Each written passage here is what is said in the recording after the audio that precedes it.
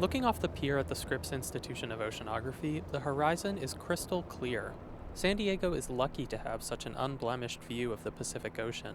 In other parts of California, looking out to sea often means looking at offshore oil rigs. A lot of people would love to see these things gone. They're very ugly on the horizon. They just want to see clear blue ocean. That's Emily Callahan. She just got her master's in marine biodiversity and conservation from Scripps. For her master's project, Callahan teamed up with another Scripps master's student, Amber Jackson, to explore a seemingly simple question.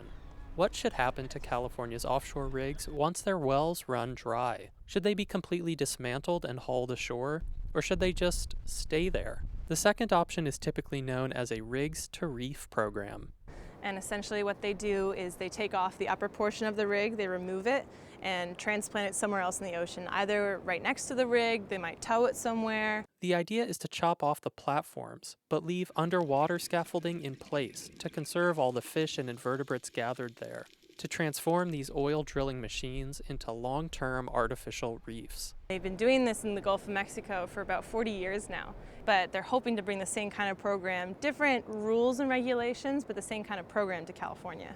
To determine whether or not this approach is worth pursuing here, Callahan and Jackson wanted to see if life is actually thriving on California rigs, so they suited up. They're both certified scuba divers. And as part of their research, they explored rigs off of Santa Barbara and Huntington Beach.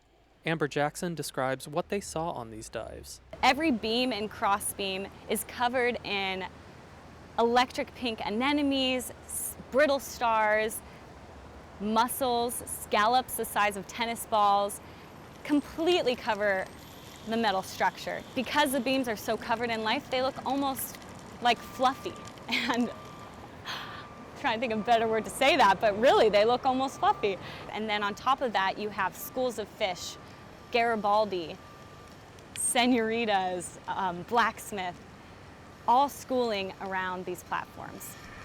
After looking at all sides of the issue, the two explorers reached their verdict. We've come to the conclusion that this would be a successful and beneficial program when implemented in California.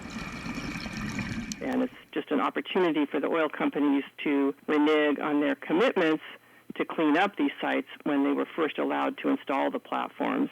Linda Kropp is chief counsel at the Environmental Defense Center in Santa Barbara.